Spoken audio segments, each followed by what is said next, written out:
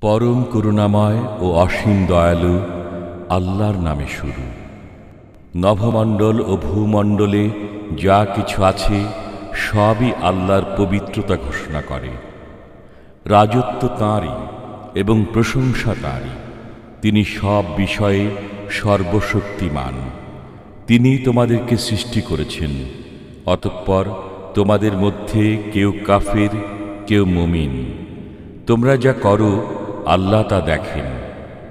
তিনি নভমণ্ডল ও ভূমণ্ডলকে যথাযথভাবে সৃষ্টি করেছেন এবং তোমাদেরকে আকৃতি দান করেছেন, অতঃপর সুন্দর করেছেন তোমাদের আকৃতি। তাঁরই কাছে প্রত্যাবর্তন।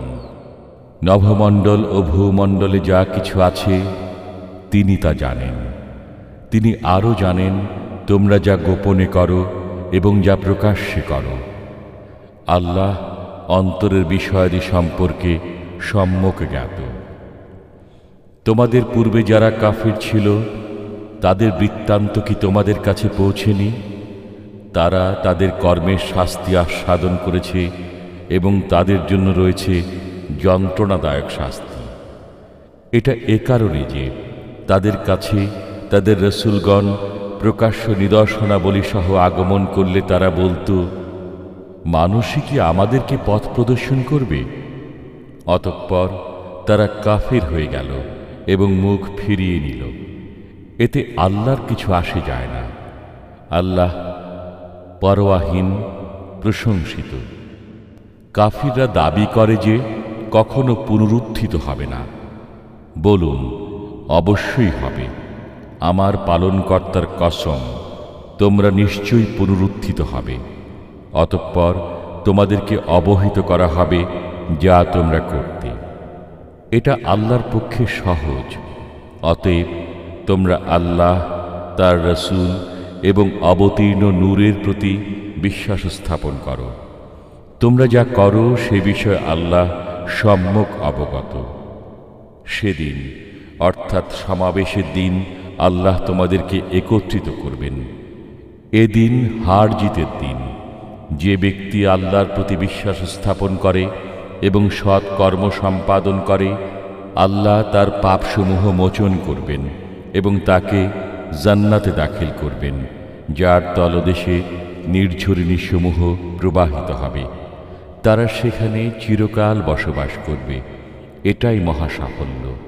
আর যারা কাফির এবং আমার আয়াতসমূহকে মিথ্যা বলে, তারাই জাহান্নামের অধিবাসী। তারা সেখানে অনন্তকাল থাকবে। কতই না মন্দ এই প্রত্যাবর্তন স্থল।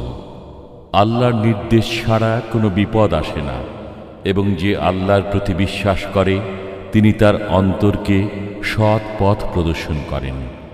আল্লাহ সব বিষয়ে সম্যক পরিজ্ঞাত। তোমরা আল্লাহর আনুগত্য করো এবং রাসূলের আনুগত্য করো।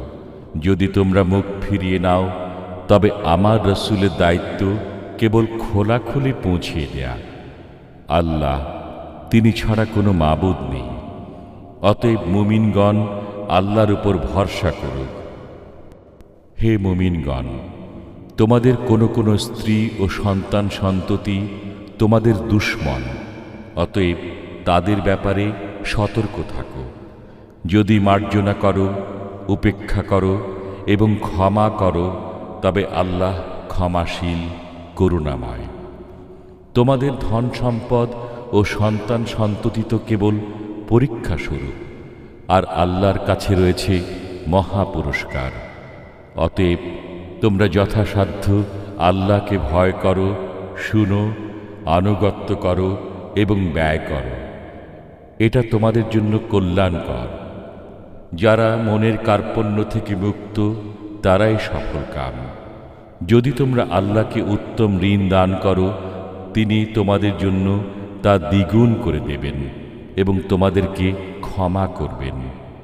আল্লাহ গুণগ্রাহী, সহনশীল। তিনি দৃশ্য ও অদৃশ্যের জ্ঞানী, পরাক্রান্ত, প্রজ্ঞাময়।